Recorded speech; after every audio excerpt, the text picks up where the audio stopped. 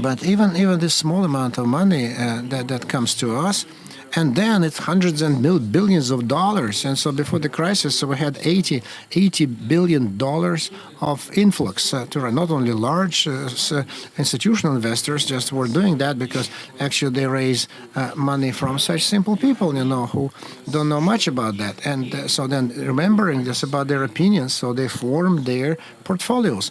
And then they invest in Russia. And the same like our citizens who would like to participate in saving programs in Russia, in our country. Certainly, they will not just dump their shares the moment the market just goes down 20%. Nobody would do that. Because the journalists very often discuss so that this year they say the savings of the interest rate of Russian pension was only 2%. So the accumulated value of the pension was 2%, and during the crisis it might be even go down as minus 10%. Horrible. So the journalists were saying, and they start to discuss how could anyone allow for that, and just how to say this. So 10% of all the savings in the accumulated pension funds, so it just is going down, and this scares people away. So they don't want just to accumulate their pensions, they don't want to contribute to the pensions because it's minus 10. Although I can say that so over the 20 years time frame, so all the savings are always on the positive side, always bringing money. So then certainly over a longer horizon, this is obvious, and but people don't know that. And in hard currency or in rubles, and that means that we need to know how to use these market opportunities. And once the citizens learn this, and once they know that institutional investors do that, so they're ready to bring their money to the banks. So very often, so they discuss now to what extent where the investors to Russia come from. So now the level of investments is going down somewhat, but in recent years they grew annually per annum 10%, and went up and up. So where is these are the investments that came from people's savings, because the liabilities of the bank is 30% share of the people's saving accounts, and then 30% is the balances of companies, and then about 15%, 20% they can borrow. And so then the bank should have this knack, professionalism and capabilities, risk management, hedging, opportunities to properly, quantitatively manage those and get the interest much higher than an ordinary time deposit, for example, interest rate. So because in some it could be go up and down, there could be a downward spike, upward spike, and then but if you go just over 5-year term, so then the interest is higher, and then eventually, so when it all levels off and nets, so if it's diversified portfolio, we may have a good, reliable, positive interest rate. But if the markets go down, then you need to wait it out. And so you don't have just to grab it and run away and get this smaller amount of money that you had when you came in for. And so, but our citizens don't know that. So should I sell now? Because if I don't sell now, it will be much worse in months' time or in years' time. And so because they don't know, so they start to dash around, and this becomes a very important factor. So this investment process and stability of investments in a country, and so it depends. It turns out that 30% of all the deposits in the banks is the people's accounts, so time deposits, and they need just to learn how to do it. So, for example, in 2000, a good example, in 2008, when the crisis started in October, September. And our citizens thought that maybe just they would go back to what happened in 1998, and that is why over 1 month, so there was a run on the banks, 400 billion rubles just in 1 month. There was a run on the bank, but we had good reserves, so we got prepared. And then I went through this harsh school of 1998 crisis, so I knew how to do it, and I knew that we're going just to hold on and to stick it. and to bear it. And then so some of them they just took it out of the banks, they removed it. Some of them just translated it into hard currency. But once they realized that everything is functioning, working, so you want to exchange your ruble into dollar, you can get it. And then people come down, and then in 2009, so the deposit started to grow. So we managed to pacify the people. So we told them that in the history of Russia. It was an important lesson. Our financial system has become more stable through that shock therapy. In 98, capital outflow of $10 billion really capsized all our banks. In the latest crisis, a much bigger amount didn't hurt us anywhere as badly. So today we really can improve the level of trust that people have for the banking system, despite all the concerns, despite the disturbance in the foreign exchange market. We still see growth in the deposits if we look at ruble and hard currency deposits. We have seen organizations like Hopper Invest and MMM. That was an indication of low financial literacy.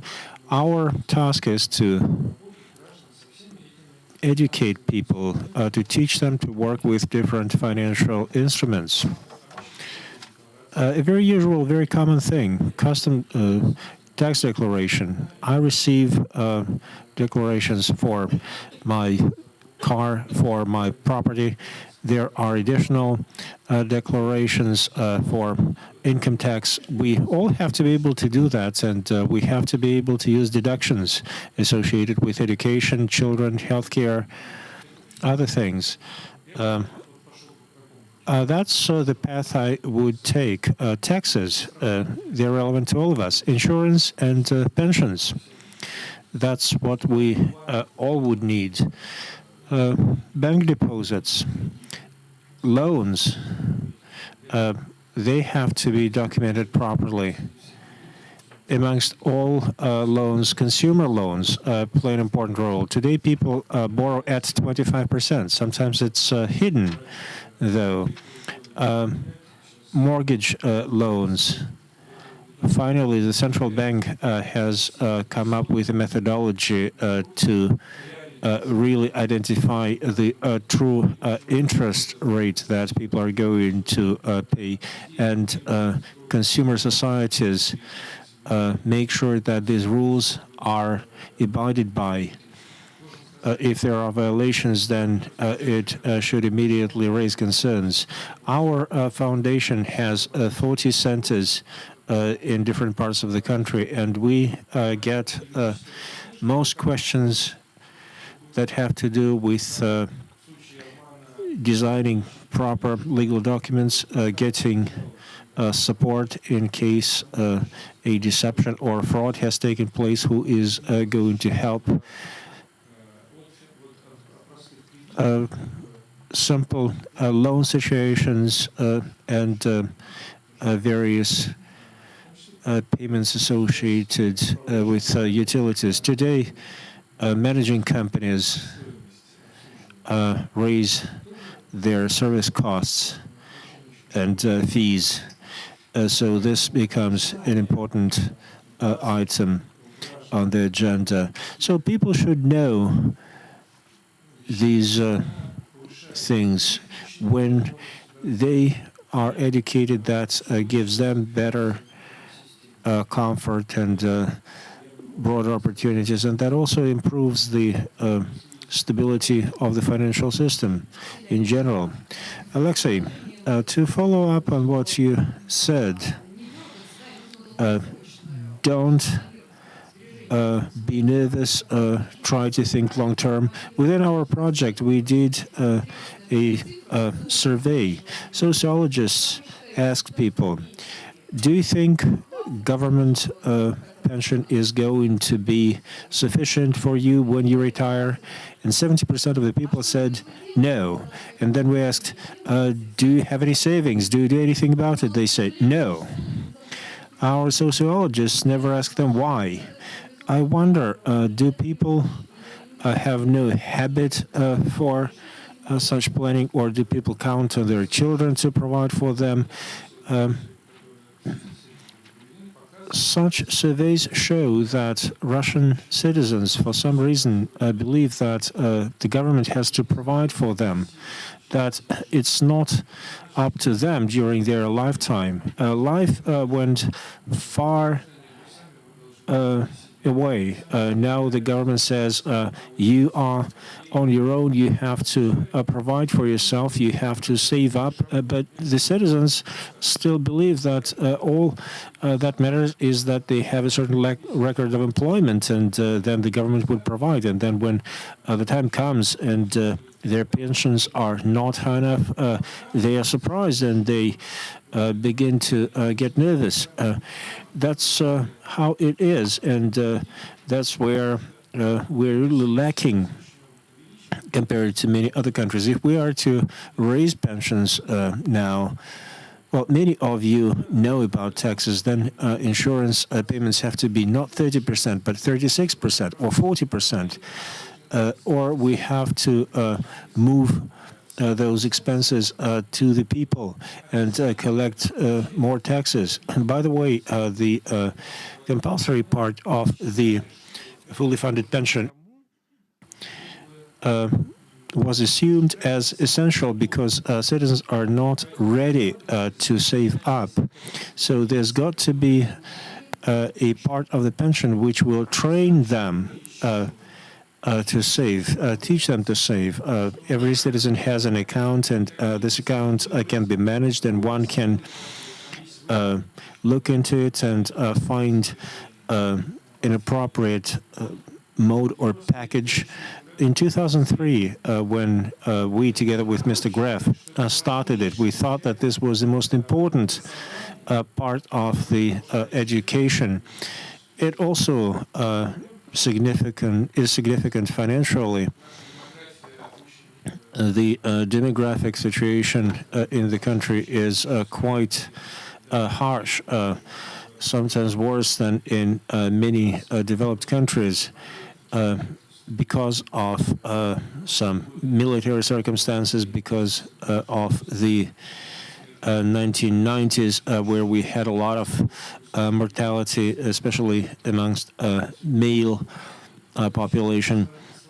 All that complicated reproduction process, and there's a gap. These days you keep hearing that we are bragging that the birth rate is increasing, but in 3 years from now, it is going to go down, and it's not because our instruments are not working. It's because of natural thing. Most women are not prepared to have 4 children. It's simple demographics. The laws of demographics are very stringent, much more stringent than all the stimulus programs we can think of to improve birth rate. So in certain periods of time, the labor force is going to be smaller this year and next year. I can't remember exactly, but the number of the working people amounts to 300 to 800,000 citizens per annum. That means that the number of taxpayers is going to be smaller, and the number of pensioners is going to grow. That is a problem. And it is very urgent today. So we have to either have savings, because all the taxes that we collect currently, if we pull together everything and distribute it amongst all pensioners, it comes up to 12,000 rubles per person. We don't want to increase taxes, and in a few years it's going to be even worse. So if we collect all those taxes, if we factor in inflation, we're talking about 10.